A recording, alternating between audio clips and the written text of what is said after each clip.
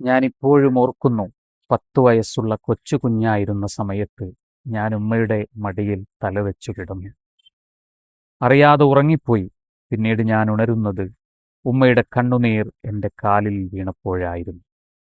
പത്രം വിറ്റു നടന്ന് കഷ്ടപ്പാടുകൾ സഹിച്ച കുട്ടിക്കാലത്തെക്കുറിച്ചോർത്ത് വാചാലമാവുകയാണ് എ.പി.ജെ. ഉമ്മയെ ഓർത്തുകൊണ്ട് പറയുകയാണ്, you knew your child's pain my mother. ഉമ്മയുടെ മകന്റെ വേദന ഉമ്മ അറിഞ്ഞു. എന്തൊക്കെയായിരുന്നു വേദന?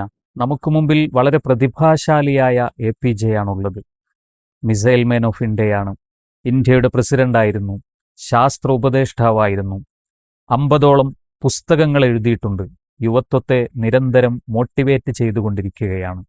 ഇന്ത്യയിലെ പ്രീമിയർ ഇൻസ്റ്റിറ്റ്യൂട്ടുകളിൽ, ലോകത്തിന്റെ വിവിധ ഭാഗങ്ങളിലുള്ള യൂണിവേഴ്സിറ്റികളിൽ അദ്ദേഹം വിസിറ്റിംഗ് ഫാക്കൽറ്റിയായിരുന്നു. അദ്ദേഹത്തെ പഠിപ്പിക്കപ്പെടുന്നു. അദ്ദേഹത്തിന്റെ ചിന്തകൾ ഇന്നും ലോകത്ത് വിവിധ ചർച്ചകൾക്ക് വിധേയപ്പെട്ടുകൊണ്ടിരിക്കുന്നു. ആ പ്രതിഭാശാലി എങ്ങനെ ഉണ്ടായി എന്നതിൻ്റെ ഉത്തരമാണിത്. ഉമ്മ അറിഞ്ഞ വേദന എന്തായിരുന്നു? മറ്റൊന്നുമല്ല, കുഞ്ഞായിരുന്ന അബ്ദുൽ കലാമിന്റെ അധ്വാനം. പുലർച്ചെ എഴുന്നേറ്റുള്ള പ്രാർത്ഥനാ കർമ്മങ്ങൾക്കു ശേഷം വീടിന്റെ തൊട്ടടുത്ത് നടക്കുന്ന മാത്സ് ട്യൂഷന് പോകണം. നേരത്തെ എത്തുന്ന 5 കുട്ടികൾക്ക് മാത്രമാണ് അവിടെ ട്യൂഷൻ നൽകുന്നത്. ഫീസ് അടക്കേണ്ടതില്ല. പക്ഷേ അവിടെ പഠിക്കുന്നതിനുള്ള ഏക മാനദണ്ഡം കൃത്യസമയത്ത് എത്തുക എന്നതായിരുന്നു. അതും കഴിഞ്ഞ് നേരെ രാമേശ്വരം റെയിൽവേ സ്റ്റേഷൻ റോഡിലേക്കാണ് പോവാനുള്ളത്. രാമേശ്വരം ടൗണിലെ വീടുകളിൽ പത്രങ്ങൾ വിതരണം ചെയ്യണമായിരുന്നു അബ്ദുൽ കലാം. അത് കഴിഞ്ഞ് വരുമ്പോഴേക്ക് ഉമ്മ ബ്രേക്ക്ഫാസ്റ്റ് ഒരുക്കി വെച്ചിട്ടുണ്ടാവും. ബ്രേക്ക്ഫാസ്റ്റൊക്കെ ഒരുപക്ഷെ ഒരു പേരായിരിക്കും പല ദിവസങ്ങളിൽ. അങ്ങനെ അത് കഴിഞ്ഞ് ഞാൻ സ്കൂളിൽ പോകണം.